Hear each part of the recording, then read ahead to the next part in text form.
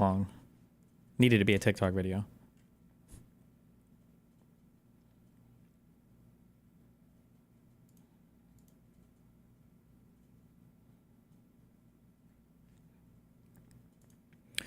The resignation letter from the Republican judge in New York to Pam Bondi.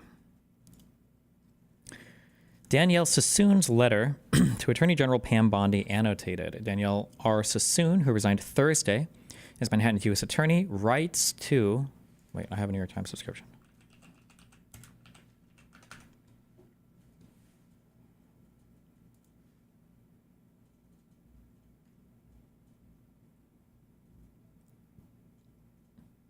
Wait, is this the... Hello?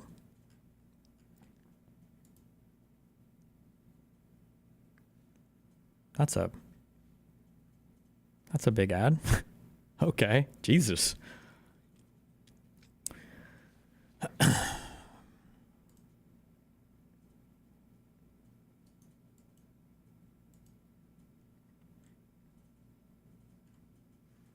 Danielle R. Sassoon, who resigned Thursday as Manhattan's U.S. attorney, writes to Attorney General Pam Bondi to explain her refusal to drop a corruption case against Mayor Eric Adams of New York. Ms. Sassoon accuses the Department of Justice official who ordered the dismissal of playing politics and engaging in an unethical quid pro quo. Below, the New York Times annotated Mr. Sassoon's letter to Attorney General Bondi. It annotated... Oh, so this is the actual letter, and then this is their annotation? So they're just like commenting on it. Okay. Fuck it, why not? Hold on. My AC is way too fucking low.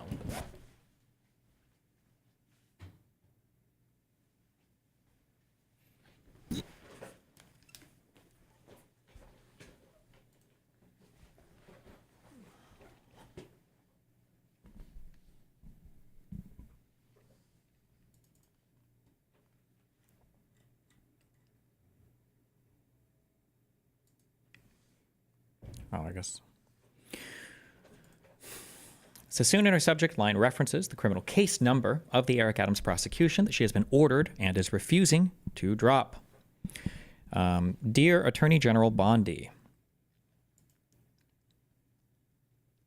Emil Bove, is that the name? Trump's former defense lawyer and now a top Justice Department official, ordered Sassoon to drop the case against Adams without prejudice.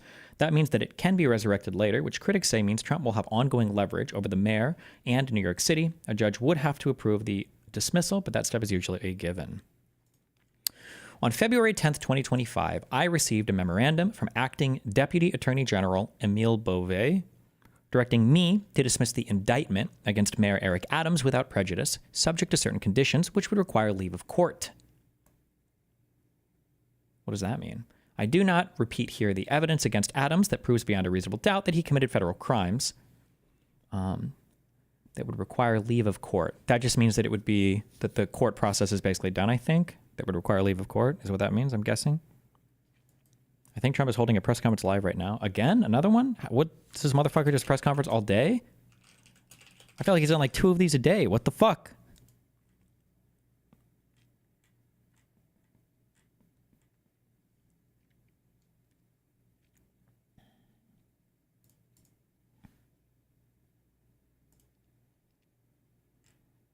With Modi?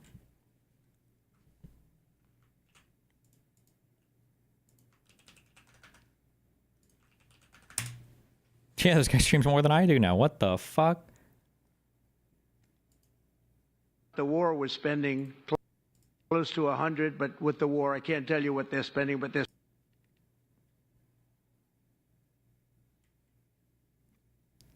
Attorney General of the United States, the top leader.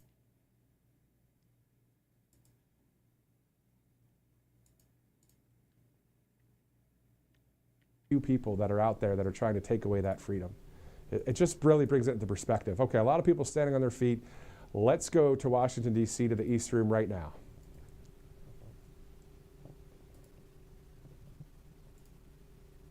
Thank you very much. Thank you very much, please. Great honor.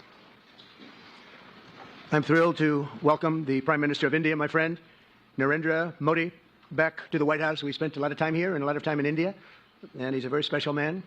Prime Minister, it is a pleasure to extend to you the same hospitality that you showed Melania and myself when we traveled to your beautiful country 5 years ago. It's hard to believe so long ago, and it seemed like yesterday. It was beautiful. We opened the cricket stadium, 129,000 seats, I think the largest stadium in the world, and it was an incredible period of time. There is truly a special bond between the United States and India, and the world's oldest democracy and the world's largest democracy, and I believe the world's largest country in terms of the numbers of people. And today, the Prime Minister and I are announcing Our first, Do I care about any of this? I am grateful to you. We're giving him back to India immediately, and there are more to follow because we have quite a few requests. So we work with India on crime. Is in the U.S. illegally, we are fully prepared to take them back to India. However, it doesn't stop there. These are children of very ordinary families, and they are lured by big dreams and big promises. A lot of them are brought in without them knowing about why they're going to a country. And in fact, they are connected with a human trafficking system. And we have to make sure that we fight against this system. As far as the U.S. and India is concerned, I think what we should do is make efforts to make sure that we uproot these from within the system so that we can reduce or remove human trafficking. And basically, the young, vulnerable, poor people of India are fooled into coming over as illegal immigrants. And our bigger fight actually is against this ecosystem or this system that encourages such gangs to thrive. And I can tell you that India will completely support your endeavor in achieving this. This is true. H-1B workers in the U.S. are some of the most abused people in the world. They live in literal homeless camps in San Francisco. The poor H-1B Indian software developers coding on old Apple iMacs, the old all-in-ones. That's what they give them to program on. It's a horrible, horrible state of affairs. Okay. I'm assuming this guy's last name is pronounced Beauvais. Mr. Beauvais rightly has never called into question that the case team conducted this investigation with integrity and that the charges against Adams are serious and supported by fact and law. Mr. Beauvais' memo, however, which directs me to dismiss an indictment returned by a duly constituted grand jury for reasons having nothing to do with the strength of the case, raises serious concerns that render the contemplated dismissal inconsistent with my ability and duty to prosecute federal crimes without fear or favor and to advance good faith arguments before the courts. When I took my oath of office 3 weeks ago, I vowed to well and faithfully discharge the duties of the office on which I was about to enter. In carrying out that responsibility, I am guided by, among other things, the principles of federal prosecution set forth in the Justice Manual and your recent memoranda instructing attorneys for the Department of Justice to make only good faith arguments and not to use the criminal enforcement authority of the United States to achieve political objectives or other improper aims. I'm also guided by the values that have defined my over 10 years of public service. You and I have yet to meet, let alone discuss this case, but as you may know, I clerked for the Honorable J. Harvey Wilkinson III on the U.S. Court of Appeals for the Fourth Circuit and for Justice Antonin Scalia on the U.S. Supreme Court. Both men instilled in me a sense of duty to contribute to the public good and uphold the rule of law and a commitment to reasoned and thorough analysis. I've always considered it my obligation to pursue justice impartially without favor to the wealthy or those who occupy important public office or harsher treatment for the less powerful. I therefore deem it necessary to the faithful discharge of my duties to raise the concerns expressed in this letter with you and to request an opportunity to meet to discuss them further. I cannot fulfill my obligations, effectively lead my office in carrying out the department's priorities, or credibly represent the government before the courts if I seek to dismiss the Adams case on this record.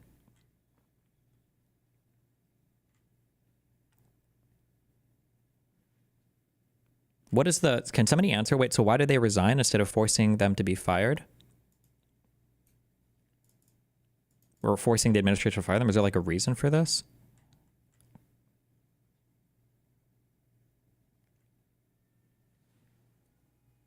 They just want to bounce? Well, no, there must be some reason. The government does not have a valid basis to seek dismissal. Sassoon, only weeks into her job as interim U.S. attorney, has decided to take a stand that she knows will likely cost her the job. She tells Bondi that she can't in good faith obey an order that she believes is not in the public interest or consistent with her values of fairness. Our justice system is supposed to be impartial, Sassoon writes, but she says Beauvais' order would grant him leniency solely because he holds a powerful position and can assist in Trump's immigration crackdown. She also suggests that Beauvais has committed misconduct by using the case to coerce Adams to help Trump.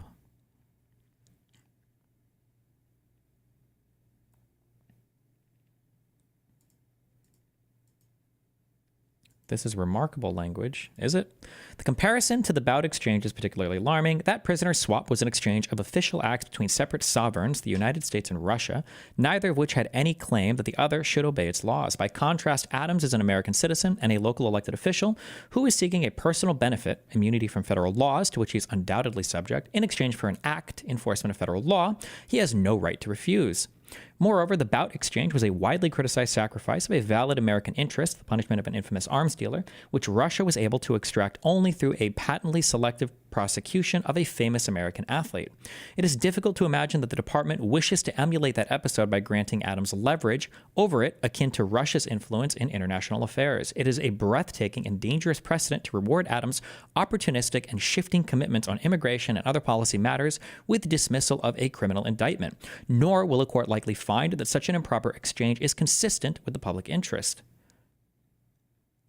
Damn, okay.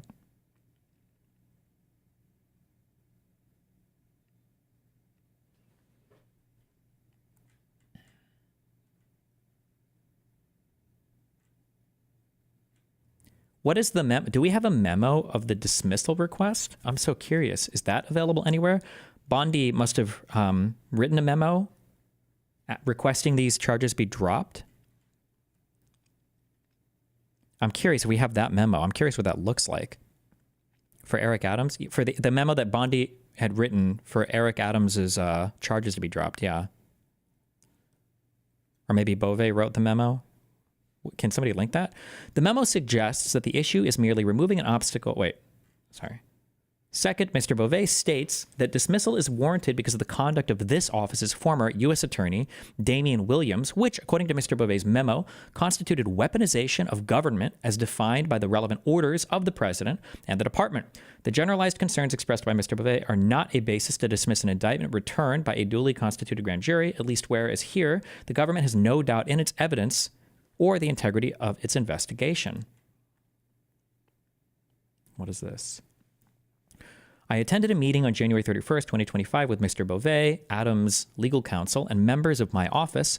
Adams' attorneys repeatedly urged what amounted to a quid pro quo, indicating that Adams would be in a position to assist with the department's enforcement policies only if the indictment were dismissed. Mr. Beauvais admonished a member of my team who took notes during that meeting and directed the collection of those notes at the meeting's conclusion. Jesus Christ. That's a big statement.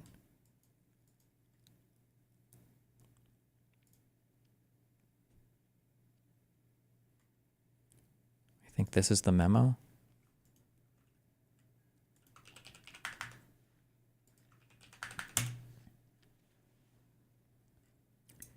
Let's see, on February 10th.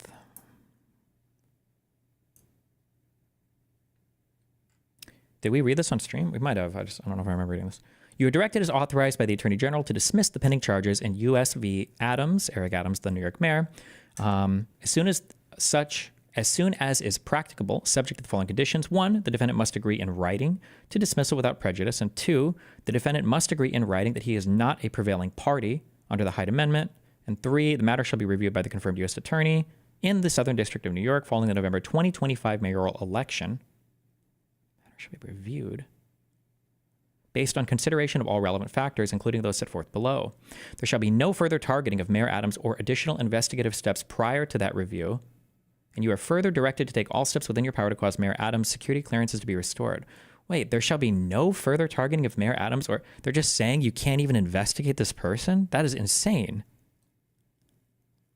What?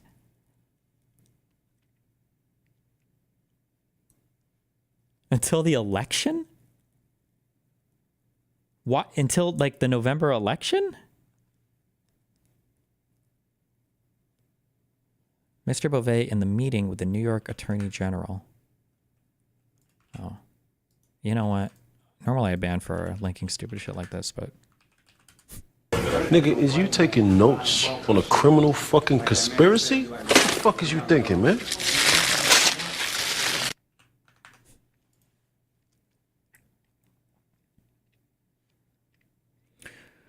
The Justice Department has reached this conclusion without assessing the strength of the evidence or the legal theories on which the case is based, which are issues on which we defer to the U.S. Attorney's Office at this time. Moreover, as I said during our recent meetings, this directive in no way calls into question the integrity and efforts of the line prosecutors. We did read this, yeah. Prosecutors responsible for the case, or your efforts in leading those prosecutors in connection with the matter you inherited. However, the Justice Department has determined that dismissal subject to the above described conditions is necessary for two independent reasons. First, the timing of the charges and more recent public actions by the former U.S. attorney responsible for initiating the case have threatened the integrity of the proceedings, including by increasing prejudicial pretrial publicity that risks impacting potential witnesses and the jury pool. It cannot be ignored that Mayor Adams criticized the prior administration's immigration policies before the charges were filed. Jesus. So they're just accusing the last Justice Department. They're accusing Biden of lawfare. That's what this is, basically. And the former U.S. attorney's public actions created appearances of impropriety that implicate the concerns raised in the Attorney General's February 5th, 2025 memorandum regarding restoring the integrity and credibility of the Department of Justice, as well as Executive Order 14147 entitled Ending the Weaponization of the Federal Government. These actions and the underlying case have also improperly interfered with Mayor Adams' campaign in the 2025 mayoral election. See this manual entitled Actions That May Have Impact on an Election. Second, the pending prosecution has unduly restricted Mayor Adams' ability to devote full attention and resources to the illegal immigration and violent crime that escalated under the policies of the prior administration. We are particularly concerned about the impact of the prosecution on Mayor Adams' ability to support critical ongoing federal efforts to protect the American people from the disastrous effects of unlawful mass migration and resettlement. As described in Executive Order 14165, accomplishing the immigration objectives established by President Trump and the Attorney General is every bit as important, if not more so, as the objectives that the prior administration pursued by releasing violent criminals such as Victor Bout, the Merchant of Death. Accordingly, based on these additional concerns that are distinct from the weaponization problems, dismissal without prejudice is also necessary at this time. That's insane. What an unhinged memo. Jesus Christ.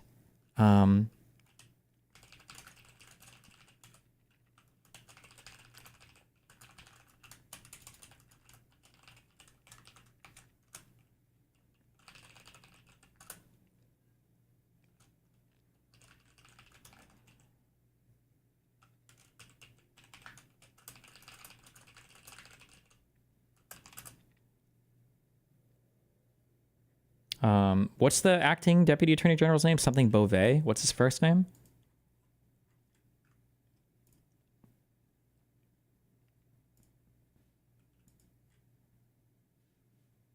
Emile?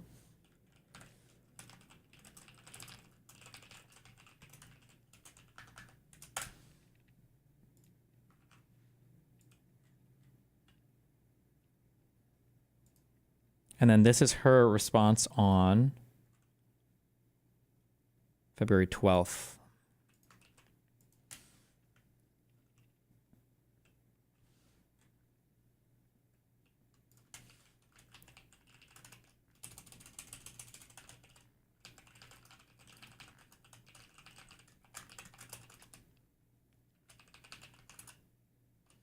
I don't know. This would be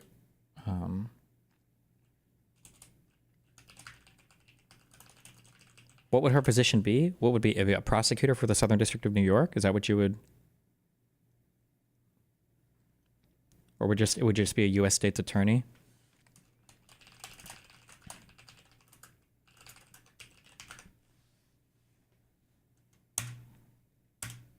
Okay.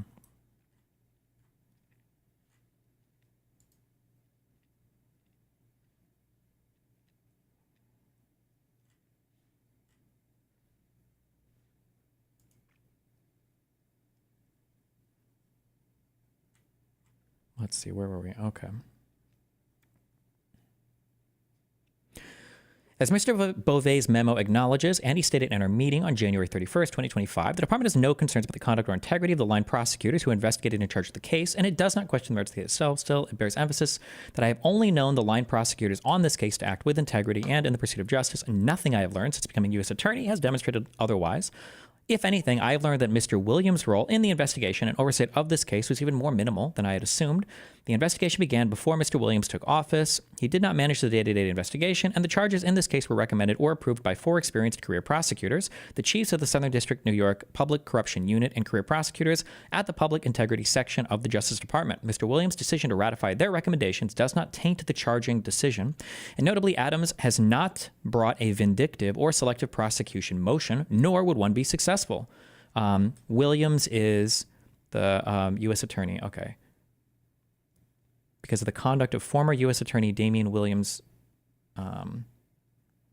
What did Damian Williams, are they even accused of doing anything wrong, or did they just not like them because they were the one that initially filed these charges against Eric Adams?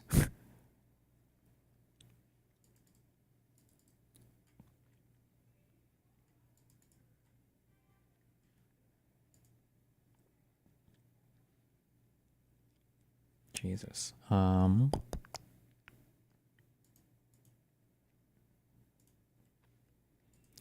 the timing of the indictment, the decision to charge in December 2024, 9 months before the June 2025 Democratic mayoral primary, and more than a year before the November 2025 mayoral election, complied in every respect with longstanding department policy regarding election year sensitivities and the applicable Justice Manual provisions. The Justice Manual requires that when investigative steps and charges involving a public official could be seen as affecting an election, the prosecuting office must consult with the Public Integrity Section and, if directed to do so, the Office of the Deputy Attorney General or Attorney General. As you are aware, the office followed that requirement. Further, the Justice Department's concurrence was unquestionably consistent with the established policies of the Public Integrity Section. Okay. The timing of the charges in this case is also consistent with charging timelines of other cases involving elected officials, both in this district and elsewhere. I am not aware of any instance in which the department has concluded that an indictment brought this far in advance of an election is improper because it may be pending during an electoral cycle, let alone that a validly returned and factually supported indictment should be dismissed on this basis. While Beauvais has said that the case was brought too close to this year's mayoral primary, Sassoon says that the 9-month window was entirely appropriate, consistent with Justice Department policies and other cases involving elected officials. When first setting the trial date, the district court and the parties agreed on the importance of completing the trial before the upcoming mayoral elections, including before the Democratic primary in which Adams is a candidate, so that the voters would know how the case resolved before casting their votes. Adams has decided that he would prefer the trial to take place before rather than after the June 2025 primary, notwithstanding the burden trial preparations would place on his ability to govern the city. But that is his choice, and the district court has made clear that Adams is free to seek a continuance.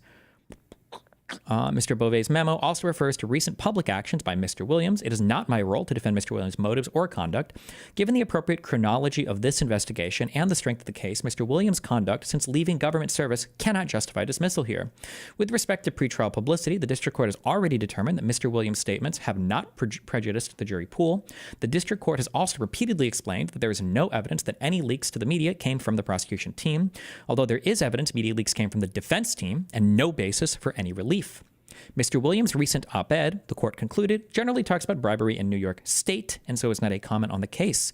Mr. Williams' website does not even reference Adams, except in the news articles linked there, and it is well settled that the U.S. attorneys in this and other districts regularly conduct post-arrest press conferences.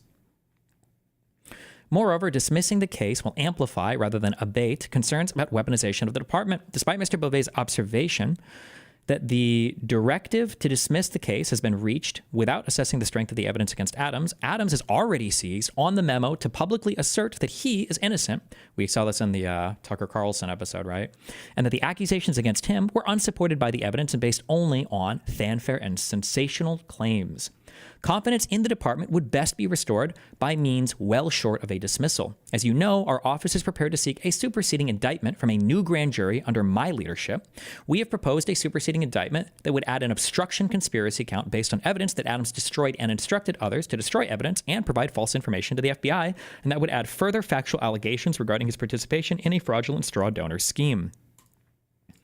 Sassoon drops a bit of a bomb here, at least to anyone outside the Justice Department. She says that prosecutors in her office have sought permission to add obstruction conspiracy charges against Adams for destroying evidence and restricting evidence allowed API. That request for superseding indictment was apparently not approved. Damn, okay.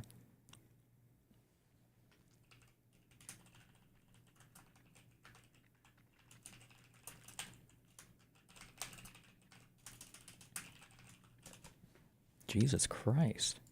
This is more than enough to address any perception of impropriety created by Mr. Williams' personal conduct.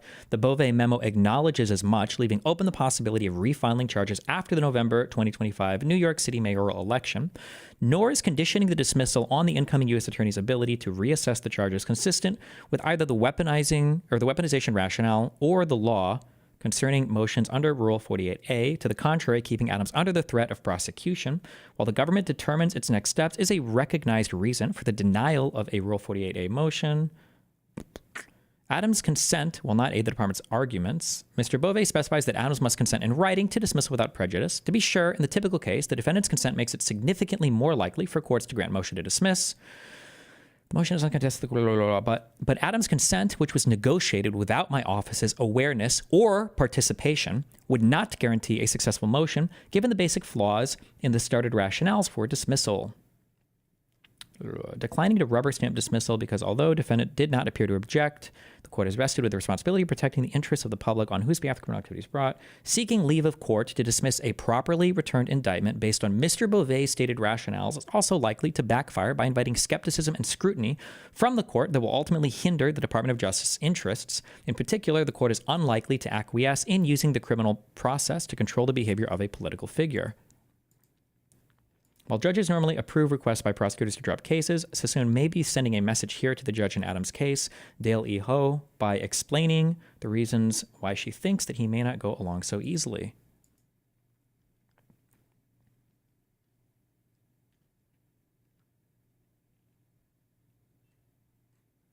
Flynn case make a minus comparator. It is distinct in one important way. In that case, the government moved to dismiss an indictment with the defendant's consent and faced resistance from a skeptical district judge. But in Flynn, the government sought dismissal with prejudice because it had become convinced that there was insufficient evidence that General Flynn had committed any crime. Ultimately, made the government's rationale defensible because insufficient evidence is a quintessential. Here, no one in the department is needed. Okay. I cannot in good faith request the contemplated dismissal. Because the law does not support a dismissal, because I'm confident that Adams has committed the crimes in which he is charged, I cannot agree to seek a dismissal driven by improper considerations. As Justice Robert Jackson explained, the prosecutor at his best is one of the most beneficent forces in our society. When he acts from malice or other base motives, he is one of the worst. Quote, this authority has been granted by people who really wanted the right thing done, wanted crime eliminated, but also wanted the best in our American traditions preserved, end quote. I understand my duty as a prosecutor to mean enforcing the law impartially, and that includes prosecuting a validly returned indictment, regardless of whether its dismissal would be politically advantageous. Okay. For the reasons explained above, I do not believe there are reasonable arguments.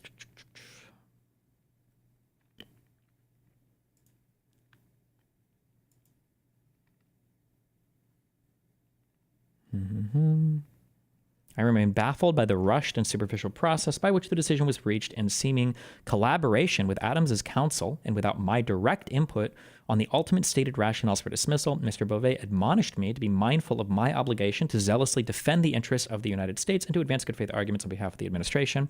I hope you share my view that soliciting and considering the concerns of the U.S. Attorney overseeing the case serves rather than hinders that goal, and that we can find time to meet. In the event you're unwilling to meet or to reconsider the directive, in light of the problems raised by Mr. Beauvais' memo, I'm prepared to offer my resignation. It has been and continues to be my honor to serve as a prosecutor in the Southern District of New York.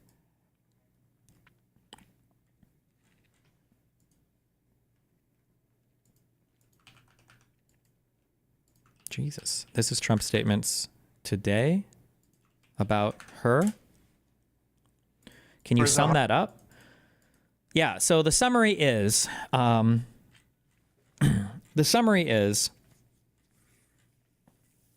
Eric Adams is a New York mayor who the federal government was very confident engaged in a whole bunch of improper behavior relating to soliciting foreign bribes, among other things. And they had a very high level of confidence and a very high level of accuracy in the allegations in the indictments that were made that they would get a conviction for this. She sounds incredibly confident. Federal indictments are usually pretty lock solid. And a grand jury agreed and returned an approval on this indictment. So basically, federal government thinks that the mayor, Eric Adams, has done a big bad. Well, Eric Adams, who's been indicted now by the federal government, when Trump gets elected, decides to hop on a flight down to Mar-a-Lago and talk to Donald Trump. Him and Trump have a back and forth. They seem like pretty buddy-buddy. Flies back to New York, And then all of a sudden, you have the Department of Justice is having meetings now. So you have your Attorney General, Pam Bondi, and then you have your Deputy Attorney General, who is Emile Beauvais. The Deputy Attorney General is now having meetings with Eric Adams' legal team about how they want to dismiss all the charges against him. So it's weird because the prosecutor is not being included in this at all. And the prosecutor sounds like or the attorney investigating this probably should be included in these talks. However, it's strange because them dropping the charges is being done essentially as a quid pro quo, meaning what they're saying is we're going to drop the charges against you so that you can help Donald Trump enforce the immigration policy. This is not a conspiracy. This is not like an allegation. This is just what Beauvais says loud and clear in his memo to dismiss the charges. Second, the pending prosecution has unduly restricted Mayor Adams' ability to devote full attention and resources to the illegal immigration and violent crime that escalated under the policies of the prior administration. We are concerned about the impact of prosecution on Mayor Adams' ability to support critical, ongoing federal efforts to protect the American people from the disastrous effects of unlawful mass migration and resettlement, as described in Executive Order 14165. So they're basically dismissing the charges without prejudice. We'll get to that. They're dismissing the charges against Eric Adams so that Eric Adams can basically carry out the federal government, Donald Trump's legislative agenda.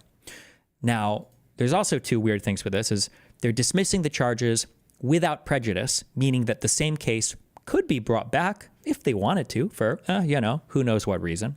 Number one. And number two, they're asking for this, for no investigations to be done on Mayor Adams until after November, meaning after the election.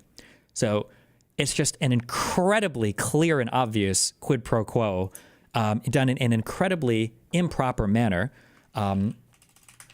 So for this here, he says it in the memo for the requesting the dismissal without prejudice.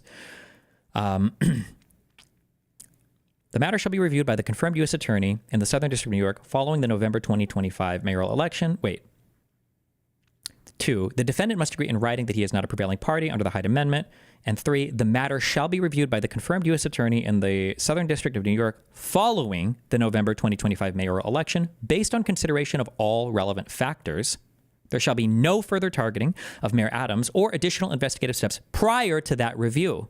And you are further directed to take all steps within your power to cause Mayor Adams' security clearances to be restored. So they're basically saying, we're going to go ahead and pause this until your election.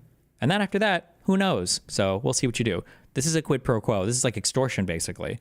This is a racket. So the federal government has said, we're going to go ahead and pause all your charges, but without prejudice, so we can bring them back if we want. As long as you carry out our agenda, we'll pause everything until after the election, and we'll see how you do, basically. That's what this is.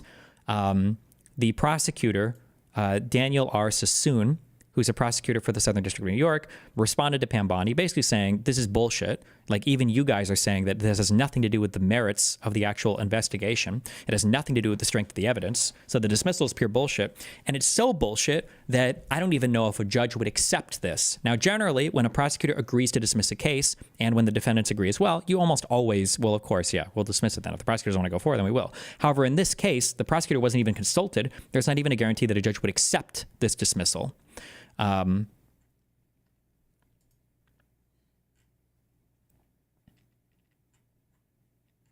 so she's basically saying, like, I'm not dismissing this case. If you want to meet with us, we can have a discussion about it, but this is bullshit. And if you want me to discuss this, or if you want me to really just dismiss this, I'm quitting. I'm done. Like, that's what this is basically.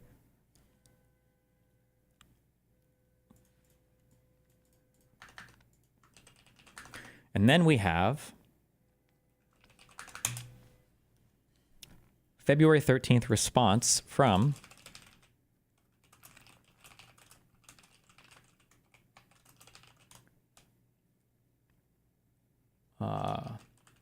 Beauvais, I'm guessing? Or is this from Bondi? Oh, yeah.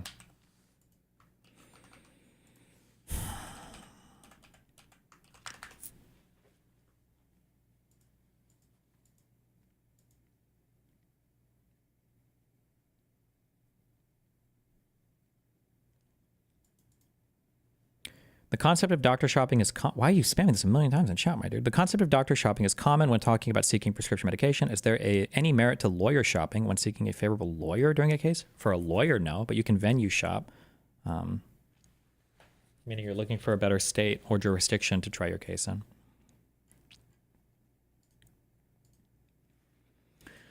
Miss Sassoon, in response to your refusal to comply with my instruction to dismiss the prosecution of Mayor Eric Adams, I write to notify you of the following. First, your resignation is accepted.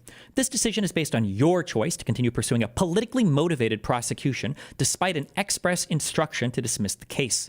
You lost sight of the oath that you took when you started at the Department of Justice by suggesting that you retain discretion to interpret the Constitution in a manner inconsistent with the policies of a democratically elected president and a Senate-confirmed Attorney General. So remember, we see this. These are your fascism lines that should be like ringing a bell for you every time you see this. Constitution is always a big fasci indicator here, because when the president says Constitution, what he's saying is I can break the law because I know that I'm being constitutional. That's always what that means. That's what it meant during the elector scheme, and that's what it meant when they wanted to break with the Electoral Count Act. They kept saying, well, we're just following the Constitution. What they mean to say is that's why we're breaking the law, because we think we're adhering to the Constitution and not those phony laws.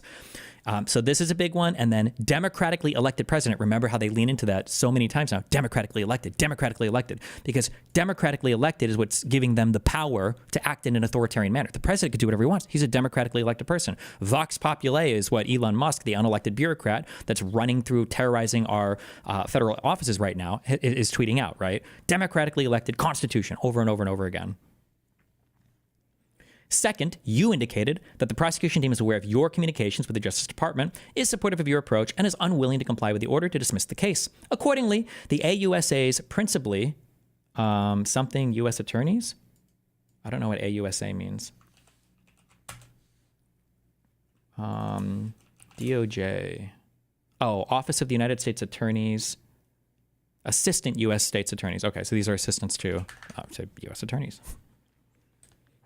Accordingly, the AUSAs principally responsible for this case are being placed on off-duty administrative leave pending investigations by the Office of the Attorney General and the Office of Professional Responsibility, both of which will also evaluate your conduct. That's an insane statement. This is a super fascist statement. Oh, you're not going to carry out our illegal orders? Well, now we're going to start. Now we're going to start investigating you. By the way, this right here is all the proof you ever need that Biden was fully within his right to preemptively pardon his family members and people that he thought in the administration would be targeted by bullshit investigations. Fuck anybody that says otherwise. This shit right here is unhinged. This is an absolute abdication of your duty and an absolute abuse of the Department of Justice, which ironically enough flies in the face of that executive order talking about weaponizing the ending the weaponization of the federal government. Good one, Chief. This leave status will remain in effect until further notice. This is not a disciplinary or adverse action, and the AUSAs will continue to receive full salary and benefits during administrative leave.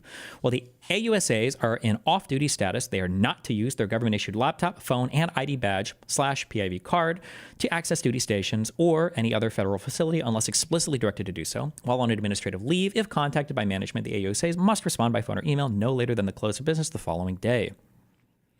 The investigation by the Office of the Attorney General will be conducted pursuant to, inter alia, which means, among other things, I think, Executive Order 14147, oh, he's citing it, entitled Ending the Weaponization of the Federal Government, and on the basis of the Attorney General's February 5th, 2025 memorandum regarding restoring the integrity and credibility of the Department of Justice.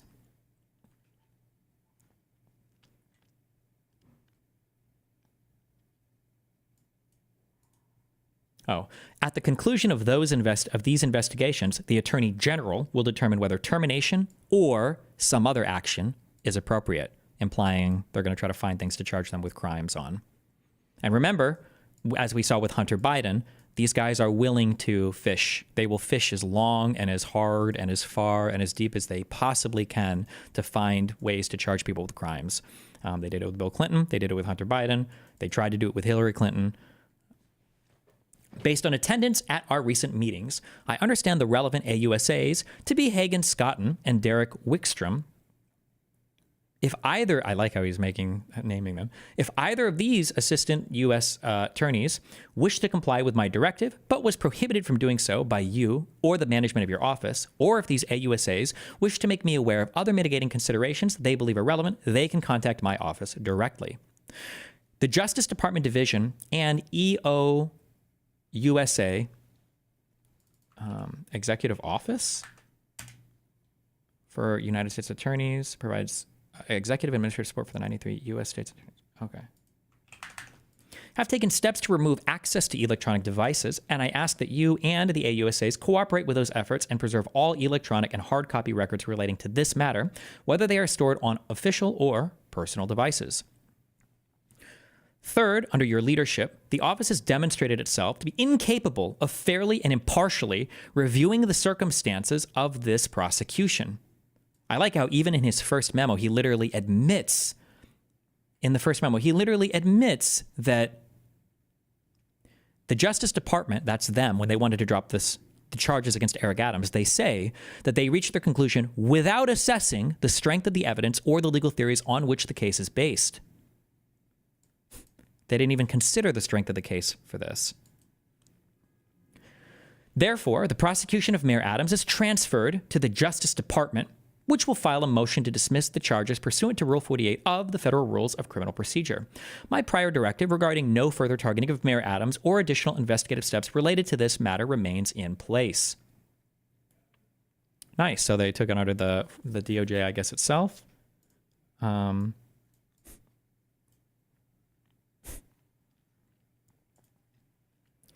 Background.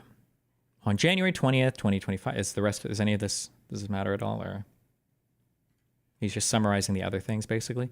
On February 10th, 2025, I directed you to dismiss the prosecution of Mayor Adams based on well-founded concerns. That's just a word they just added, well-founded. That's not true at all. Regarding weaponization, election interference, and the impediments that the case has imposed on Mayor Adams' ability to govern and cooperate with federal law enforcement to keep New York City safe. They literally call out the quid pro quo here. How is he supposed to do Daddy Trump's bidding if you guys are up his ass all the time with these fucking federal charges?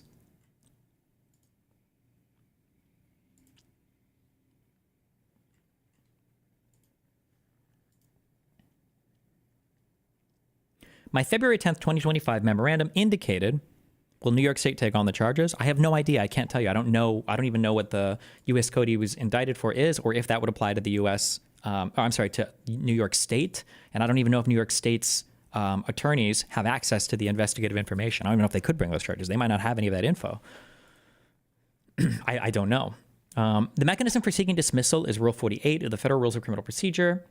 Note 2 to Rule 48 explains that the rule confers the power to file a dismissal by leave of court on the Attorney General, as well as on the United States Attorney, since under existing law, the Attorney General exercises general superintendence and direction over the United States Attorneys.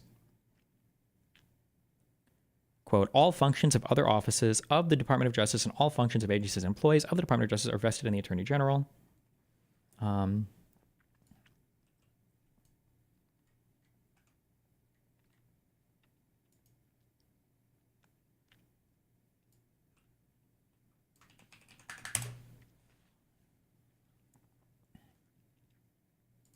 Let's see. I'm just curious what this...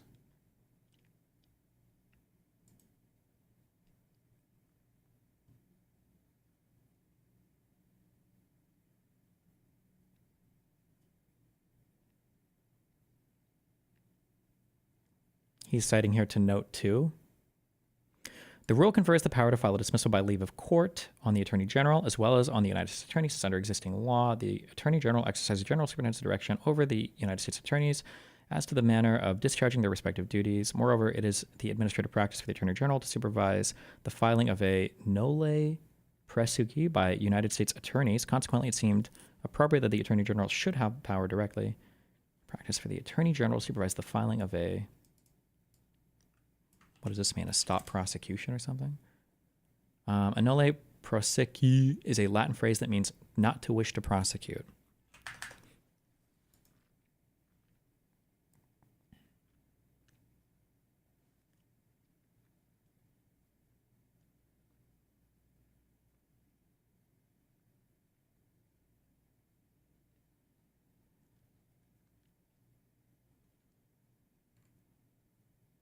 Okay. I mean, obviously the Attorney General has the power, of course, but to do it without any input from the prosecutors, that attorney is wild. But okay.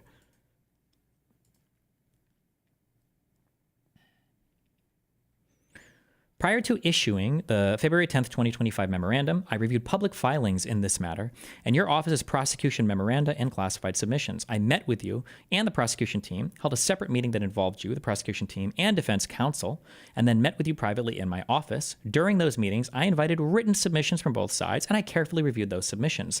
Thus, your recent suggestions about a lack of process around the Justice Department's decision are not grounded in reality. You have not complied. So her complaint was that the prosecution wasn't really conferred with here, and they basically just made this deal beforehand.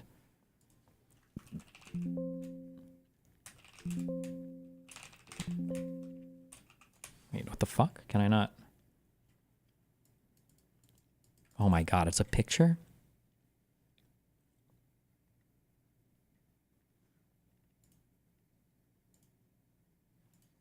Fuck you. So she's referring to this meeting on January 31st, or Beauvais is referring to this meeting on January 31st.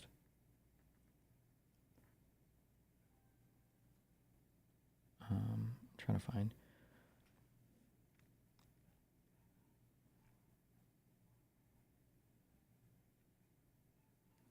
Beauvais disclaimed any intention wait, hold on.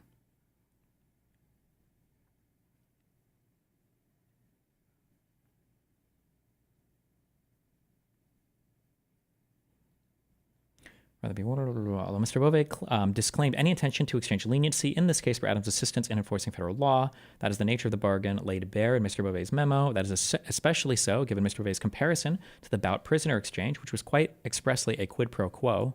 Yeah, why would they make that comparison when that's literally... wait, can somebody show me where this prisoner exchange thing was made? Is she referencing it for the first time publicly here in this February 12th response? Is there any public indication of that prior to her referencing it, or was that just her referencing that meeting?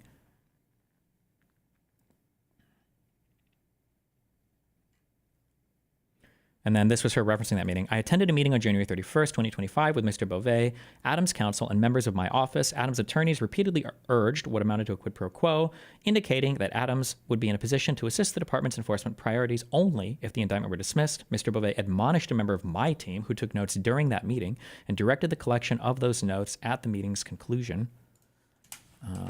This was a January 31st meeting.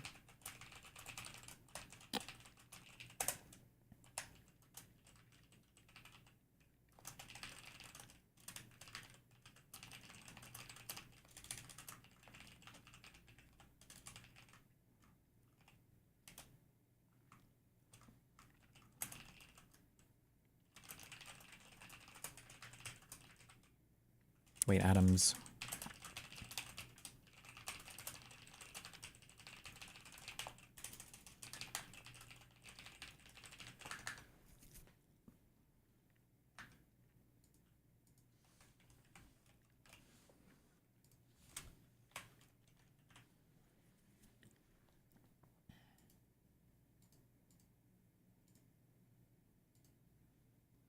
January 31st article.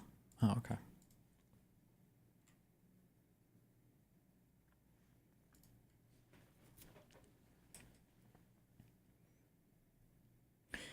You have not complied with the clear directives in my February 10th, 2025 memorandum. Further, you made clear that you did not intend to do so during telephone calls with myself and Chad Mizell, the Attorney General's Chief of Staff, on February 11th, 2025, as well as in a written submission to the Attorney General that day. You also stated that the prosecution team had reviewed your letter to the Attorney General and that they would not file a motion to dismiss the case.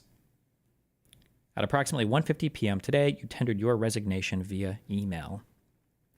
Discussion. The weaponization finding in my February 10th, 2025 memorandum was made pursuant to a policy set forth by President Trump, who is the only elected official in the executive branch, in connection with a decision that was authorized by the Senate-confirmed Attorney General of the United States and entirely consistent with guidance issued by the Attorney General shortly after that confirmation. Your office has no authority to contest the weaponization finding or the second independent basis requiring dismissal set forth in my memorandum.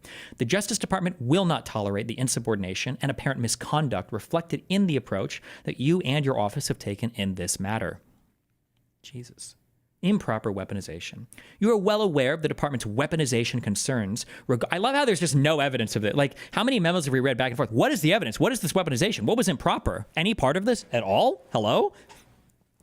You are well aware of the department's weaponization concerns regarding the handling of the investigation and prosecution of Mayor Adams. Those concerns include behavior that supports, at minimum, unacceptable appearances of impropriety and the politicization of your office. The investigation was accelerated after Mayor Adams publicly criticized President Biden's failed immigration policies and led by a former U.S. attorney with deep connections to the former Attorney General who oversaw the weaponization of the Justice Department. Like, what? Based on my review and our meetings, the charging decision was rushed as the 2024 presidential election approached, and as the former U.S. attorney appears to have been pursuing potential political appointments in the event Kamala Harris won that election. After President Trump won the election in late December 2024, the former U.S. attorney launched a personal website, the former, so they've quit. They're not even the attorney general anymore, but okay, which closely resembles a campaign website that touts articles about the ongoing prosecution of Mayor Adams with titles such as U.S. Attorney Damian Williams has come for the Kings, a mayor, a rapper, a Senate, a billionaire, meet the man who has prosecuted them all, and federal prosecutor Damian Williams flexes Southern District New York power against Eric Adams and Sean Combs. The former U.S. attorney increased the appearances of impropriety by releasing an op-ed on January 16, 2025 entitled An Indictment of the Sad State of New York Government. In that piece, he disparaged Mayor Adams with the following comment: America's most vital city is being led with a broken ethical compass. So he can't talk about what he's done in office if he's running for election next? Where is the evidence of impropriety? Like, where is the... Read footnote 3. You correctly noted in your letter to the Attorney General that during the second meeting, I questioned why a member of the prosecution team appeared to have been brought for the sole purpose of transcribing our discussion. You failed to note, however, that I made those comments in the context of a conversation about leaks relating to our deliberations. What?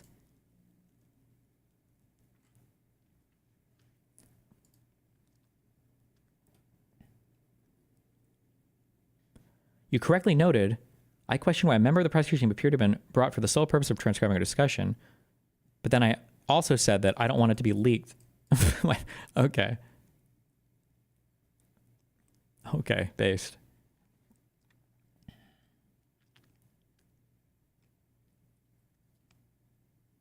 The former U.S. attorney also made what I reasonably interpreted as a reference to himself in that piece when he suggested that there was a need for elected officials willing to disrupt the status quo. You did not directly defend the former U.S. attorney's behavior in response to a recent defense motion, nor could you. His actions inappropriately politicized and tainted your office's prosecution, potentially permanently. Instead of addressing these concerns with a district court, you simply claimed that these actions were beside the point. Not true. The actions by the former U.S. attorney implicate the concerns that President Trump raised in Executive Order 14147 in connection with the prosecution of an elected official who voiced opposition to the prior administration's policies. The fact that the district court denied the defense motion does not establish that continuing the prosecution of Mayor Adams reflects an appropriate exercise of prosecutorial discretion.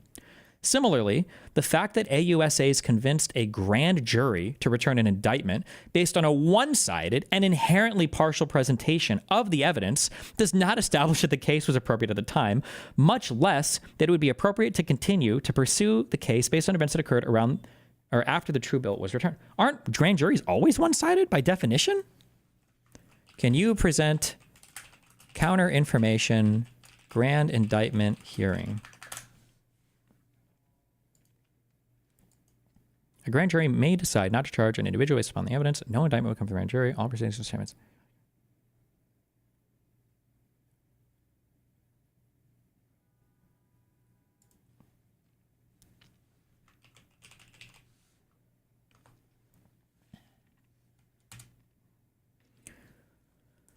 The powers and functions of the federal grand jury differ from those of the federal trial jury, which is called the petite jury, maybe. The Petit jury listens to the evidence offered by the prosecution and the defense, if it chooses to offer any, during a criminal trial and returns a verdict of guilty or not guilty. The grand jury, on the other hand, does not determine guilt or innocence, but only whether there is probable cause to believe that a crime was committed and that a specific person or persons committed it.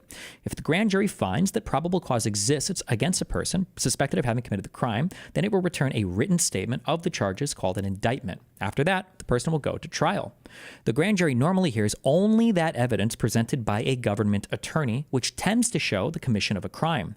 The government attorney usually is the United States attorney or an assistant United States attorney in the federal district. The grand jury must determine from this evidence, and usually without hearing evidence for the defense, whether the person being investigated by the government should be tried for a serious federal crime, referred to in the Bill of Rights as an infamous crime. An infamous crime is one which may be punished by imprisonment for more than 1 year. As a general rule, no one can be prosecuted for a serious crime unless the grand jury decides that the evidence it has heard so requires.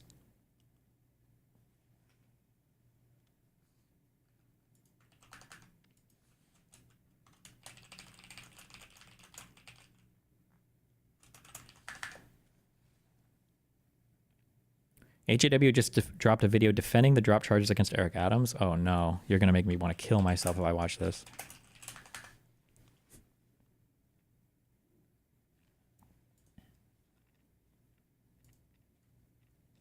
Similarly, the fact that AUSA has convinced a grand jury to return an indictment based on a one-side... Okay, so this is stupid. The Justice Department will not ignore the fact that the timing of charges authorized by a former U.S. attorney with apparent political aspirations interferes with Mayor Adams' ability to run a campaign in the 2025 election. Jesus, 9 months in the future? Like... Your reference to the schedule underlying the prosecution of Senator Robert Menendez is not in any way persuasive in light of the evidence handling issues that arose in connection with that trial. If anything, that experience counsels in favor of more caution in these matters, not less, but the record does not reflect such caution. In October 2024, an AUSA responsible for the prosecution of Mayor Adams represented that the first batch of discovery in the case included about 560 gigabytes of data. Thus, as a trial date was negotiated, Mayor Adams was faced with an impossible choice between seeking to defend himself at a pre-election trial in the hopes that he could campaign based on exoneration and taking a reasonable amount of time to review the discovery and prepare his defense at a post-election trial. His acquiescence in the former option does not justify your office's decision. 560 gigabytes of what kind of data? Bro, that could just be 2 fucking Call of Duty installs. In your letter to the Attorney General, you made the dubious choice to invoke Justice Scalia. As you are likely aware from your professional experience, Justice Scalia fully understood the risks of weaponization in lawfare.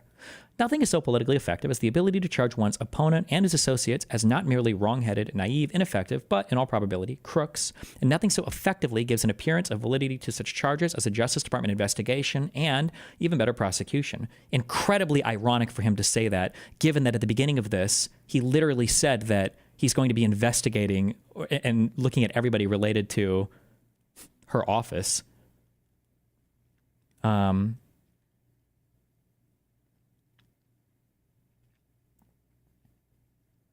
Accordingly, your office principally responsible for this case are being placed on off-duty administrative leave pending investigations by the Office of the Attorney General and the Office of Professional Responsibility, both of which will also evaluate your conduct. At the conclusion of these investigations, the Attorney General will determine whether termination or some other action is appropriate.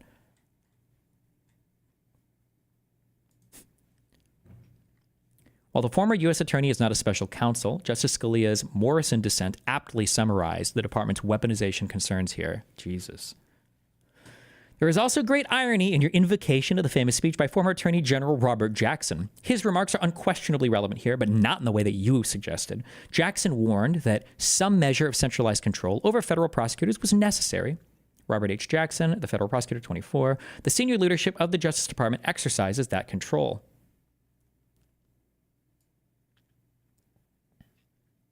Do you think that he was saying that an attorney general should just be dismissing things without...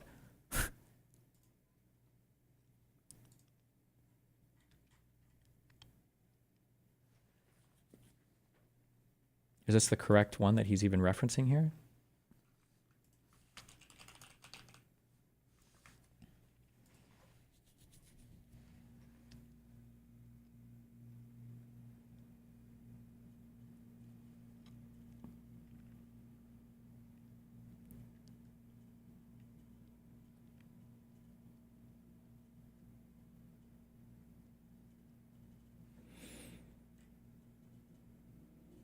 Your responsibility in your several districts for law enforcement and for its methods cannot be wholly surrendered to Washington and ought not to be assumed by a centralized Department of Justice. It is an unusual and rare instance in which the local district attorney should be superseded in the handling of litigation, except where he requests help of Washington. Wait, is he citing this completely backwards? Wait, hold on.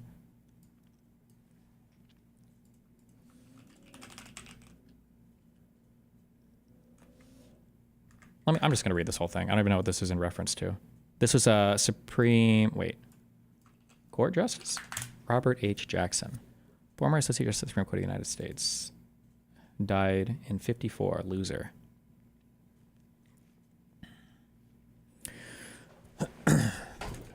Whoops. The qualities of a good prosecutor are as elusive and as impossible to define as those which mark a gentleman, and those who need to be told would not understand it anyway. Quote, it would probably be within the range of that exaggeration permitted in Washington to say that assembled in this room is one of the most powerful peacetime forces known to our country. The prosecutor has more control over life, liberty, and reputation than any other person in America. His discretion is tremendous. He can have citizens investigated and, if he is that kind of person, he can have this done to the tune of public statements and veiled or unveiled intimidations. Or the prosecutor may choose a more subtle course and simply have a citizen's friends interviewed. The prosecutor can order arrests, present cases to the grand jury in secret session, and on the basis of his one-sided presentations of the facts can cause the citizen to be indicted and held for trial. He may dismiss the case before trial, in which case the defense never has a chance to be heard, or he may go on with a public trial. If he obtains a conviction, the prosecutor can still make recommendations as to sentence, as to whether the prisoner should get probation or a suspended sentence, and after he is put away, as to whether he is a fit subject for parole. While the prosecutor, at his best, is one of the most beneficent forces in our society, when he acts from malice or other base motives, he's one of the worst.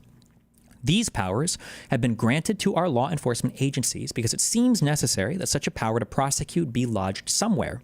This authority has been granted by people who really wanted the right thing done, wanted crime eliminated, but also wanted the best in our American traditions preserved. Because of this immense power to strike at citizens, not with mere individual strength, but with all the force of government itself, the post of federal district attorney from the very beginning has been safeguarded by presidential appointment, requiring confirmation of the Senate of the United States. You are thus required to win an expression of confidence in your character by both the legislative and the executive branches of the government before assuming the responsibilities of a federal prosecutor.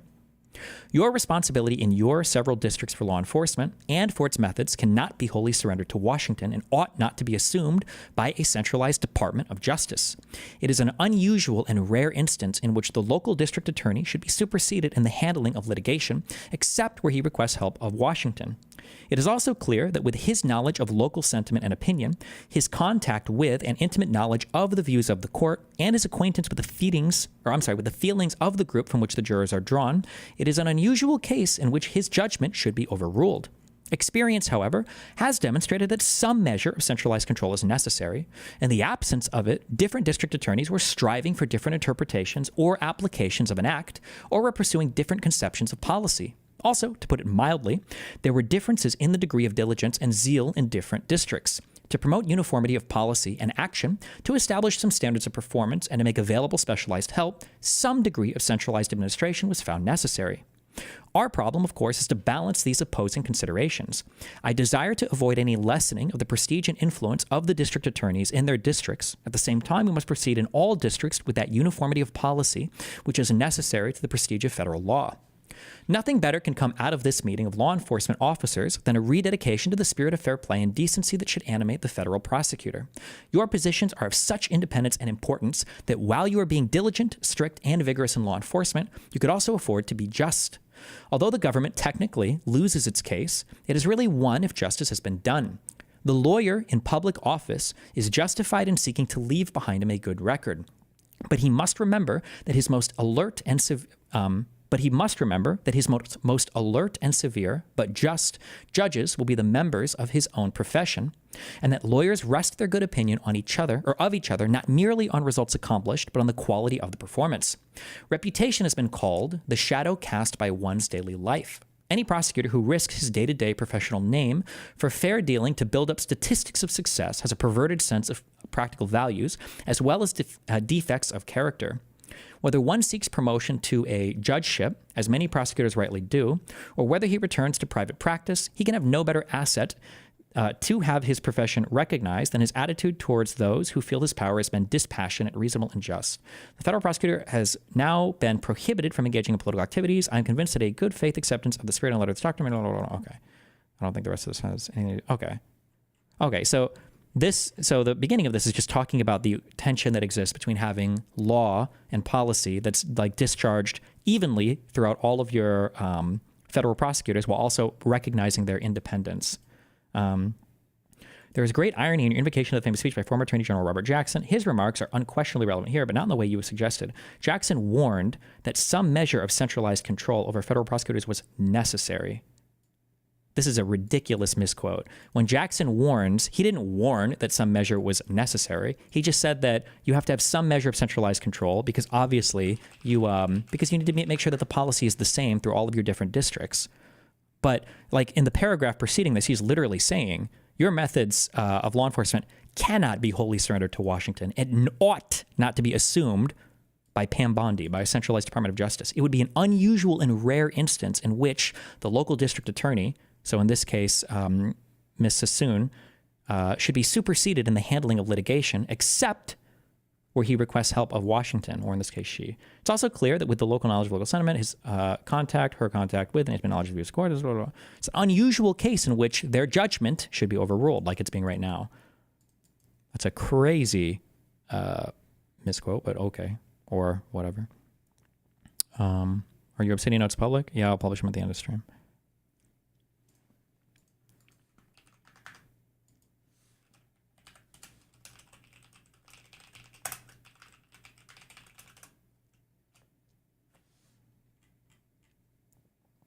Is that the former Trump attorney misciting? It's the deputy attorney general right now, Emil.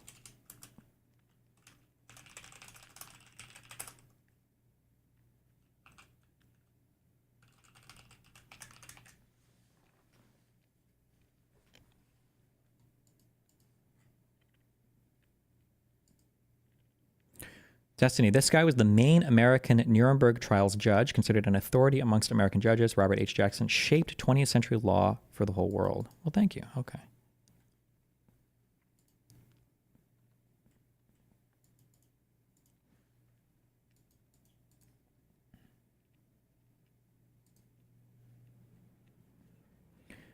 Okay, let's see.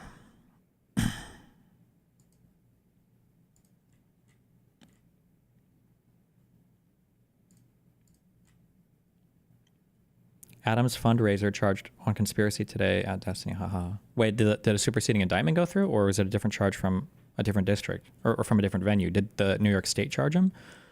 But okay, sorry. The senior leadership of the Justice Department exercises that control.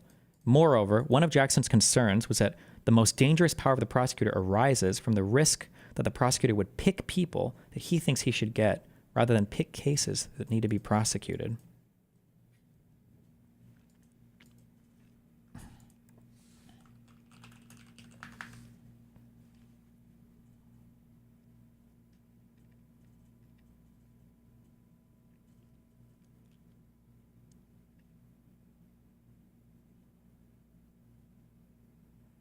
You have to show why this is an improper pick, though. They literally said, Beauvais literally said that they're not even going to talk about the strength of the evidence against the person.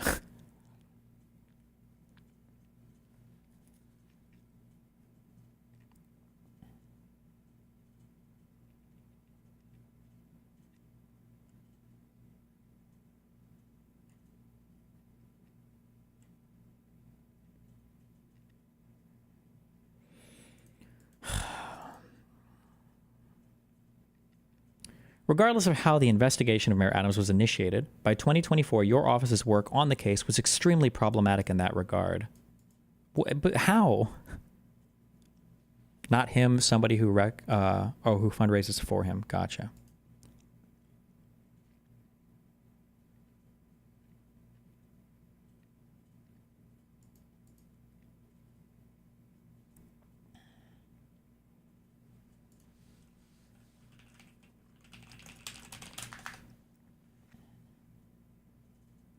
Finally, your suggestion that President Trump should issue a pardon to Mayor Adams. Oh, wait, did she suggest that? Hold on.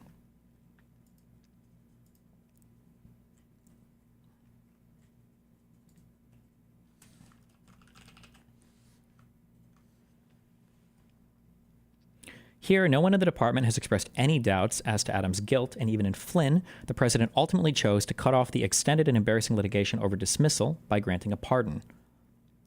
Oh, she didn't suggest it. She was just citing to a case that he brought up. Nor is there any realistic possibility that Adams' consent will prevent a lengthy judicial inquiry that is detrimental to the department's reputation, regardless of outcome. In that regard, although the Flynn case may come to mind as a comparator, it is a distinct... Oh, they were talking about how the charges against Flynn were dismissed, but they were dismissed because the prosecutors didn't think they could win, which is a very valid reason for dismissing things, right? So she didn't suggest a pardon at all there. That's ridiculous to say, but okay. Finally, your suggestion that President Trump should issue a pardon to Mayor Adams reveals that your office's insubordination is little more than a preference to avoid a duty that you regard as unpleasant and politically inconvenient. Your oath to uphold the Constitution does not permit you to substitute your policy judgment for that of the president or senior leadership of the Justice Department, and you are in no position to suggest that the president exercise his exclusive Article 2 authority to make your job easier. She didn't suggest that at all, but okay. For all of these reasons, dismissal is necessary in the interests of justice. Your refusal to recognize that fact and comply with my directive has only exacerbated the concerns that I raised initially. Interference with Mayor Adams' ability to govern. Your objections to the second basis for my February 10th, 2025 directive that the pending prosecution has unduly restricted Mayor Adams' ability to devote full attention and resources to illegal immigration and violence crime are based on exaggerated claims that further illustrate your office's inability to grapple with the problems that this case actually presents. Keep in mind here also, I know that this is all like offices that we're so detached from, but like the DOJ is the one that's detached from this. This is, you're in Washington, I think, I don't actually know, where is the actual physical building? Physical building of Department of Justice. Is there like a main centralized, probably in DC, right? Oh, the Robert F. Kennedy building, which is in DC. Okay.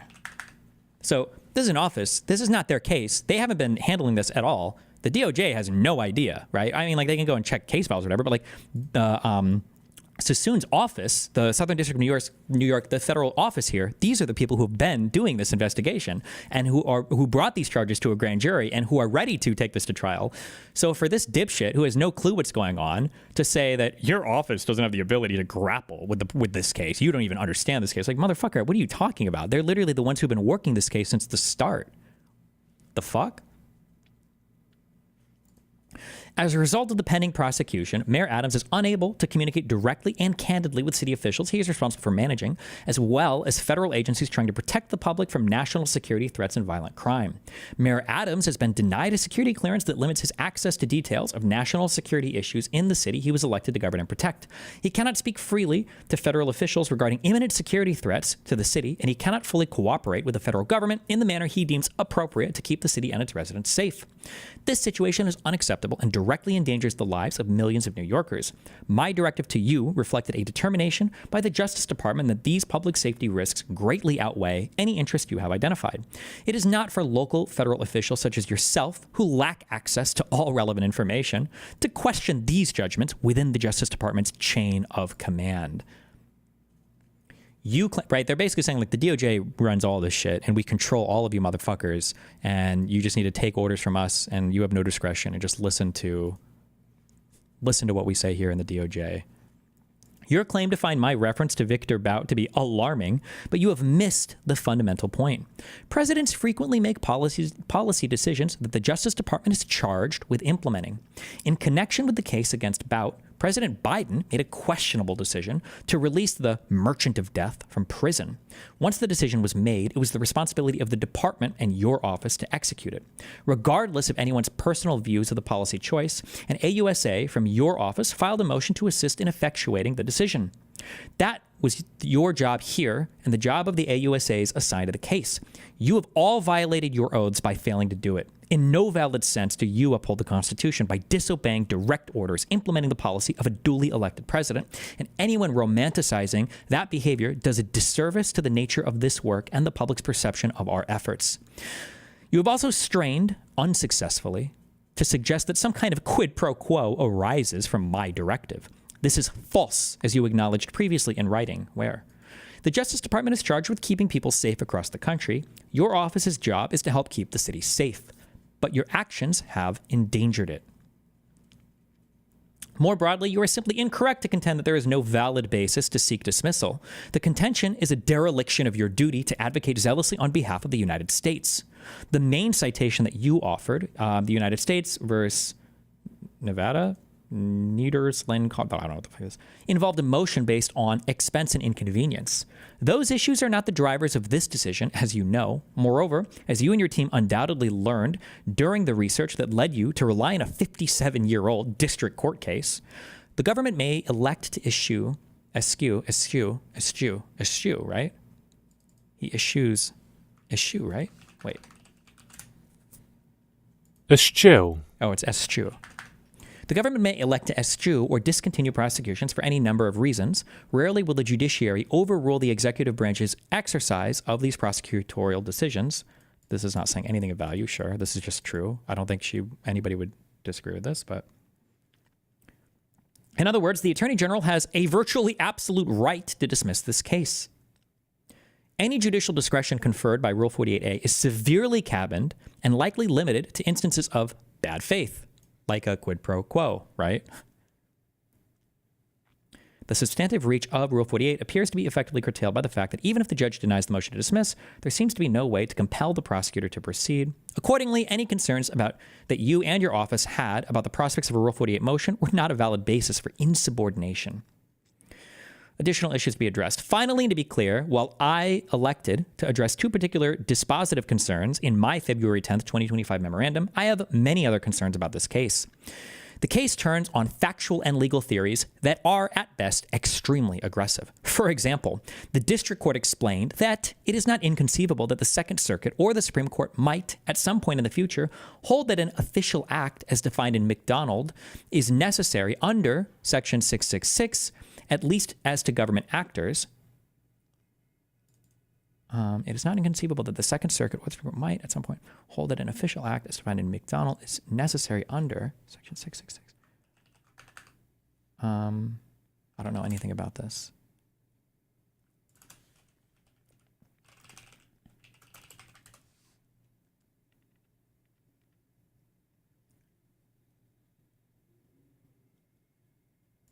I'm guessing it's this, 18 U.S.C. 666. Theft or bribery concerning programs receiving federal funds. Okay. And so...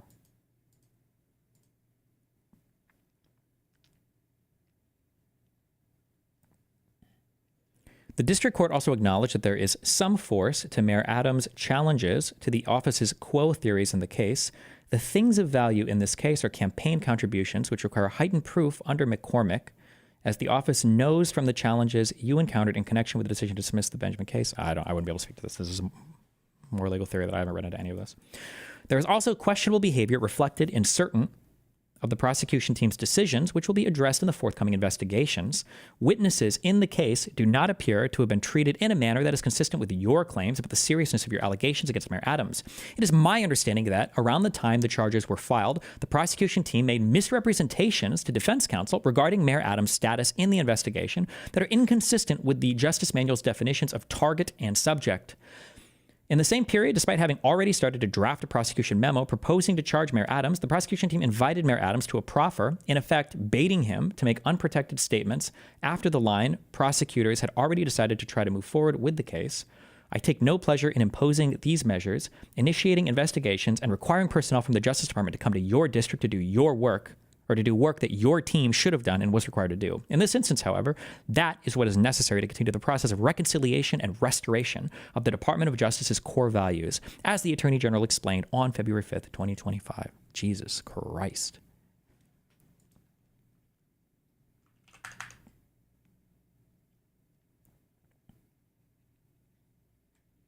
In legal writing, when a claim is made, the new citation, the next sentence usually cite the statute / case that it's talking about.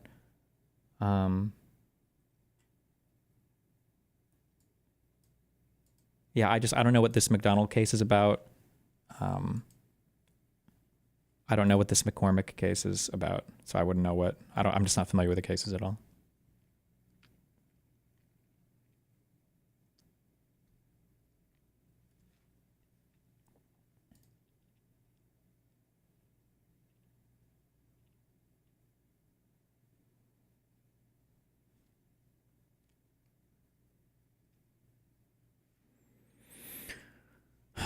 Jesus.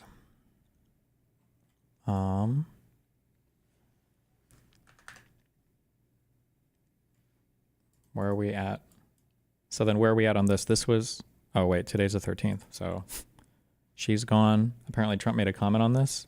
That war is a horrible war. It's a vicious, bloody war. We want to end it. To your other question, that U.S. attorney was actually fired. I don't know if he or she resigned, but that U.S. attorney was fired. That war is a horrible war. It's a vicious, bloody war. We want to end it. Do you think that the executive branch is trying to neutralize the judicial branch entirely? The whole unelected judges talking point sounds like they are gearing up to completely undermine and usurp the role of the judiciary and appeal to the DOJ. Maybe. So the real interesting question, because what we're gearing up for like one of two huge things. And I'm on huge copium right now, not relying on the goodwill of anybody, but on relying actually on like the power grabbing of this Supreme Court. The copium right now is that despite what anybody might say about the Supreme Court and being improper in terms of giving more power to the presidency, people have also said that the Roberts Court will take as much power for themselves as possible. So for instance, I do not have a good knowledge of all the Supreme Court cases, so I'm only going by the ones that obviously I've read through, but like overturning Chevron, which allowed the executive branch to have, it was called Chevron deference, but basically more latitude in interpreting laws from Congress. When the Supreme Court overturned that, the Supreme Court said, no, the executive, you don't get to decide what Congress says is legal. That's our decision. That was the executive branch, or that was the judiciary, the Supreme Court, taking power away from the executive branch and arguably a little bit of power away from Congress.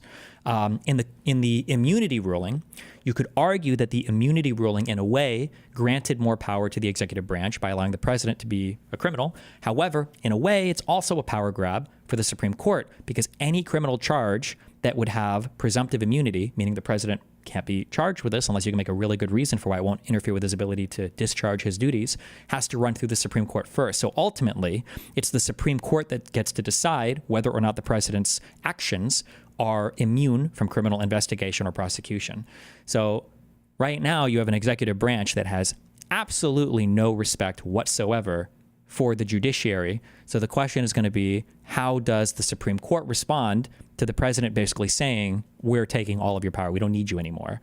Is the Supreme Court going to fight back, to fight for its own legitimacy and to fight for its own power, and basically to chastise the executive? Or is the Supreme Court going to write itself out of existence, basically? That's the question, I guess. But we'll see when these start to get to the Supreme Court, I guess, and see what actually happens.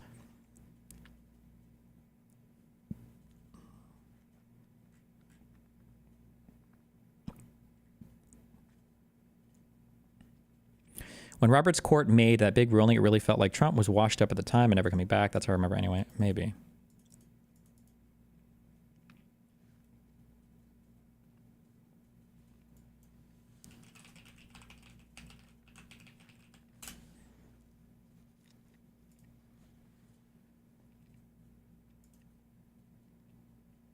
Oh God, I'm gonna hate listening to this. Last time on Dragon Ball Z. Good evening. I'm Byron Pitts in New York. We have breaking news this evening. New York Mayor Eric Adams has been indicted by a federal grand jury. My fellow New Yorkers, it is now my belief that the federal government intends to charge me with crimes. If so, these charges will be entirely false, based on lies. The Department has just instructed federal prosecutors in the Southern District of New York to drop the bribery case against New York Mayor Eric Adams. Well, don't we have a tale for you guys today? Because apparently the Justice Department, under the Trump administration, as of right now, as of this moment, has decided that they are going to drop the charges against New York City Mayor Eric Adams in relation to a corruption scheme that allegedly involved the nation of Turkey, that involved, of course, upgrading his flights. We also had a bunch of different text messages. So we've got the upgrading his flights meme, ignoring the fact that I'm pretty sure it was 6 figures worth of bribery stuff that was talked about, but he's downplaying it already, of course. And whatnot that we went over in a previous video, and supposedly the word on the street, the word from the mainstream media, is this was due to the fact that Eric Adams signaled and basically promised to work with the Trump administration and work with ICE on mass deportation. So that's not just the word on the street, that's also the word coming from the memos coming out of the Department of Justice from Beauvais himself, but he's trying to downplay what the media is reporting by implying it's fake or not true. We got to talk about all this stuff. The plot twist right here, Eric Adams claiming with his attorney that these charges will never be brought again, and whether or not any or all of the rumors or the innuendos related to this are actually true. But before we do, I'll remind you, this weekend, February 15th and 16th, DebateCon 5 is happening. I will be debating on the 16th. The link to tickets is in the top of the description. It is in Newark, New Jersey, so if you're there in and around the area and you can make it out, I'd love to see you. This came in a letter from the acting Can you explain Chevron? Why? Why do you want to know about that right now? number 2 official at the Justice Department, Emil Bovey. The letter simply directed federal prosecutors here in New York, Lindsay, to drop the charges against Mayor Eric Adams, who was scheduled to go on trial this spring, charged with corrupting his office by taking bribes in the form of luxury travel benefits and the like. So in a previous video on this channel, we went over the indictment and the charges against New York City Mayor Eric Adams, and I think it's absolutely crucial for you to understand that as of right now, even though the charges are being dropped pending review from the new attorney that is going to be appointed to the Southern District of New York, that the case against him, at least according to the indictment, appeared to be rather strong. So there were a couple of different elements in here, like Eric Adams fast-tracking an approval of a Turkish embassy without proper fire inspections, in exchange for official favors. The most prominent of which federal prosecutors said was interfering in trying to get the new Turkish consulate open before the FDNY was comfortable with the operating permits. But tonight, the number 2 official in the Justice Department has instructed federal prosecutors to drop the criminal charges against Mayor Adams. Still not clear how the federal prosecutor's office is going to respond, because any decision like that would have to go before a judge. Now, of course, he was obviously close to the nation of... Hold on. Tonight, fearing approval of a Turkish embassy, according to the indictment, appeared to be review from the new attorney that is... And I think it's absolutely crucial for you to understand that as of right now, even though the charges are being dropped pending review from the new attorney that is going to be appointed to the Southern District of New York, I don't think his statement there is true. It's not pending review. It's saying that those decisions can't even be reviewed until after the November election. I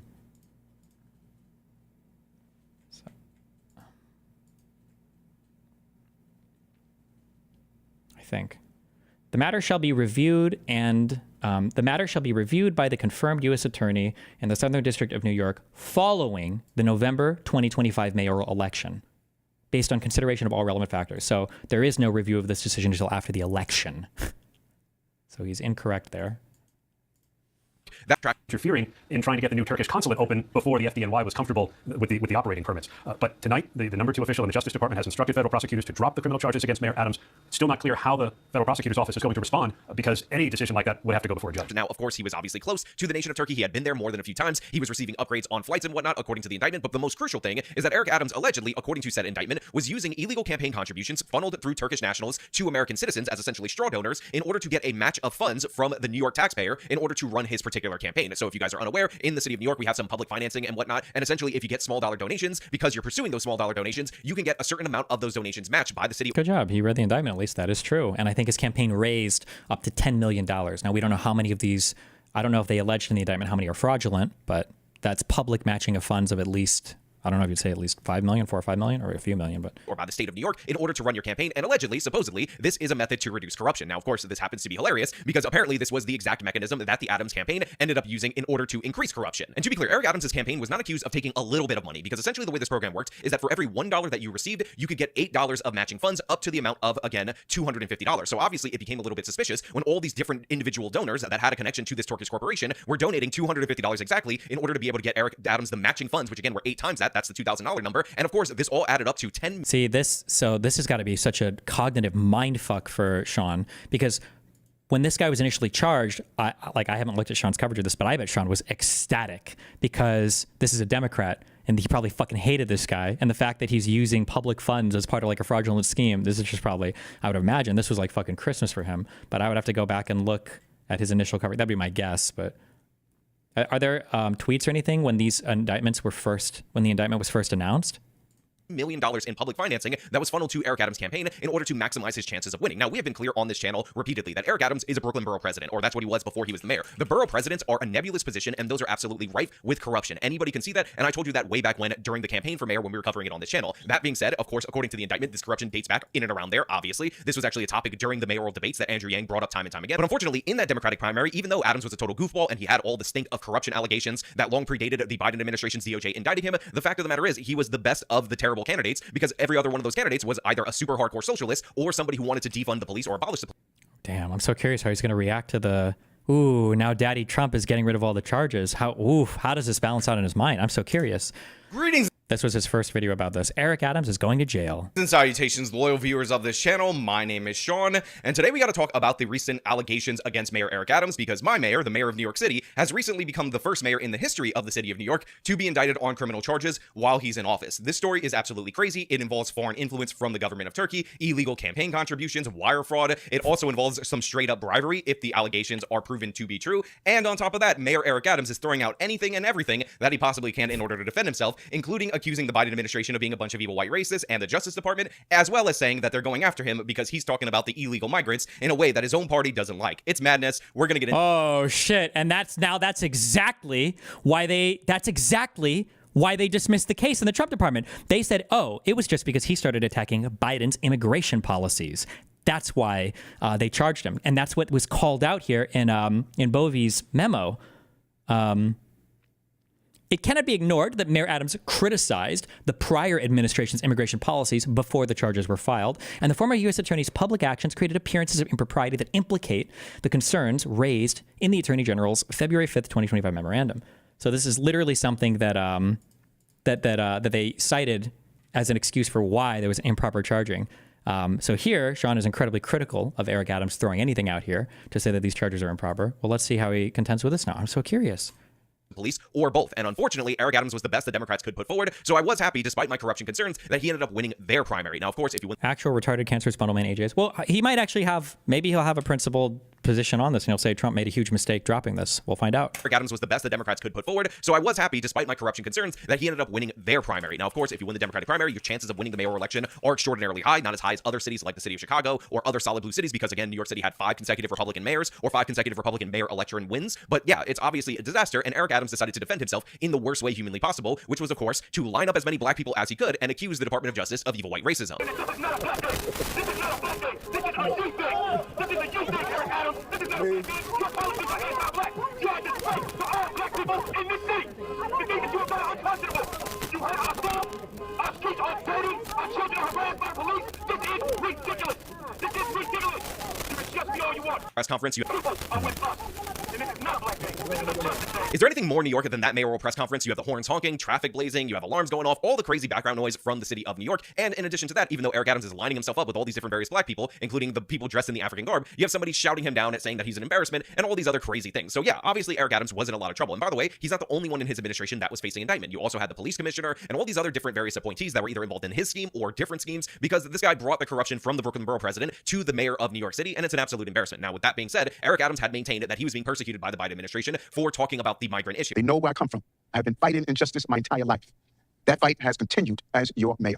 Despite our pleas, when the federal government did nothing as its broken immigration policies overloaded our shelter system with no relief, I put the people of New York before party and politics. And I understand why he would go in this direction. Essentially, he's trying to peel off some support from the evil orange man's base, and for whatever reason, this has appeared to work for a lot of people, despite the fact that, again, Eric Adams' corruption is well documented and well noted. And in fact, Eric Adams has also been trying to get really close to Trump, praising him prior to the election, saying that you shouldn't call him a fascist. He went to Mar-a-Lago after Trump won the election. And so we know that Mayor Adams did go visit Donald Trump in Mar-a-Lago just a few weeks ago. Any known connection? We don't know specifically what they discussed, and the mayor has been pretty coy about it, but I think there was no question he was pushing for a pardon or some kind of intervention by President Trump. Now, this comes way before the mayor even goes on trial. Was there any kind of quid pro quo? That we're not sure, but we know that Adams has been fairly quiet when it comes to issues like immigration or congestion pricing or other things where Trump may want to have some influence in New York where a different mayor may have outright stood in the way. And of course, even though the inauguration day was Martin Luther King Jr. Day, Eric Adams actually last minute canceled all of his events in order to see Trump get inaugurated. Now, of course, he said that the reason he did that was because he was invited last minute, but in reality, we all understand what is happening here. And it looks like, in my opinion, Eric Adams got his wish. He got the charges, maybe not dropped altogether, but at least dropped until the election, as per this memo that, again, is a recommendation from the Department of Justice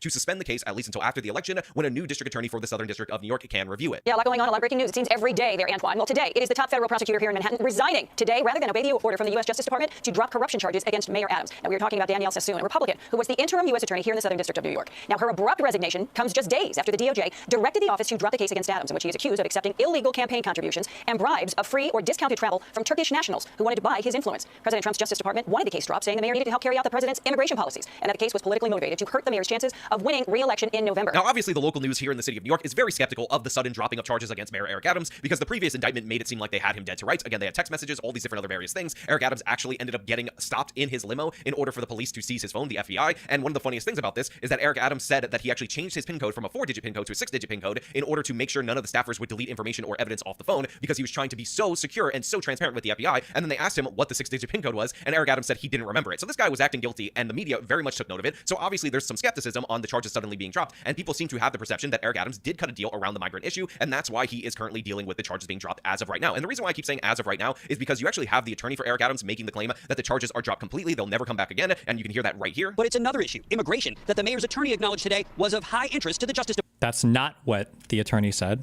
that they were dropped forever. In fact, I think that she said almost exactly the opposite, that it gives them leverage to bring back the charges in the future. Danielle, I think, said almost the opposite. This is a longer memo. Can I find it in here? She did say this, right? No, his personal attorney. Oh, I thought you were talking about the U.S. attorney. My bad. Again, keep saying as of right now, did cut a deal around the migrant issue, and that's why he is currently dealing with the charges being dropped as of right now. And the reason why I keep saying as of right now is because you actually have the attorney for Eric Adams making the claim that the charges are dropped completely, they'll never come back again, and you can hear that right here. But it's another issue, immigration, that the mayor's attorney acknowledged today was of high interest to the Justice Department. Obviously, if you indict the sitting mayor of New York City, who has lots of responsibilities for public safety, that has an impact on his ability to function. But attorney Alex Spiro insists there was no quid pro quo and no legal threat from the Trump administration to the Adams administration. There is no looming threat. This case is over. This case will never be brought back. But this is not technically the case. In fact, in the memo that was sent to the Southern District of New York, they made it clear that this is not about immigration, which again may be a denial that you're trying to deny a little bit too much because it is about immigration. And they said that they're suspending it pending review of the new person put into that position. And also they want them to conduct the review after the election. Sounding definitive, even though the Justice Department memo, while ordering prosecutors Okay, he didn't say this in the beginning of the video, but he does have it here, so he's aware of that. That's good. Dismiss the pending charges, also left it open, saying the matter shall be reviewed by the confirmed U.S. attorney in the Southern District of New York following the November 2025 mayoral election. So it seems like they're giving Eric Adams a chance to win the election. They're following that federal doctrine where they don't intervene in an ongoing election. But the fact of the matter is, if he's guilty of these charges, getting him to face the consequences of that, I believe, are more important than Eric Adams' somewhat promises in order to deal with immigration. Some officials worry that threat makes Adams vulnerable when he meets tomorrow with Trump border czar Tom Homan, who has promised mass deportations. I want to make sure we protect immigrants. We cannot have a system where we're opening our doors to ICE and federal law enforcement agencies. And so I will always push back on that. When he arrived in Sunnyside this afternoon, I asked the mayor about what his political rivals have said, that he's now beholden to the president. How would you reassure New Yorkers that you have their interests at heart and not President Trump's interests? Hold on.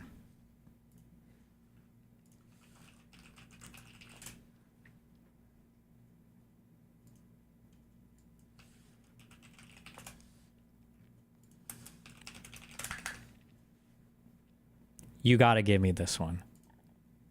You got to give me this one. You actually have to. This might be the highest.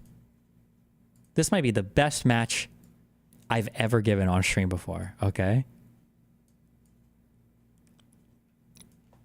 D'Angelo from The Wire. Absolutely. Absolutely. Absolutely. Absolutely.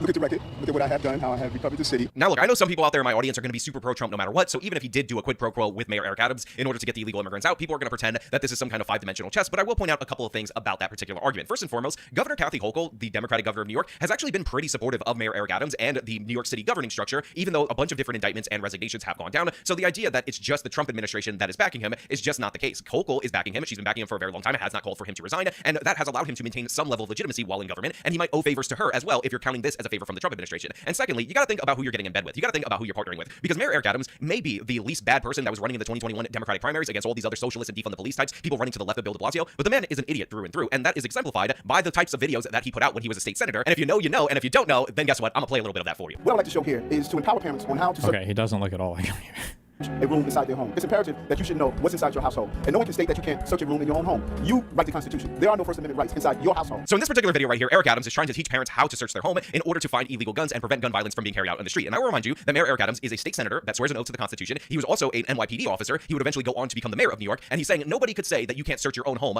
under the Constitution because you write the Constitution in your own house, and therefore there are no First Amendment protections against search and seizure. Again, this man, who was a police officer, doesn't even realize that the Fourth Amendment protects against illegal search and seizure and has somehow bungled the First Amendment. My message to you, you have an obligation to protect your home. The First Amendment chess this. You just simple your loans and carry. Also, this guy, unsurprisingly. Okay, well, that's a fair video at least. That's good. Maybe we just need him to be talking about Trump helping corrupt Democrats, and then we'll get good. AJW videos. Okay. Boom, boom, boom. Boom, boom. Boom, boom. Don't care about this. This.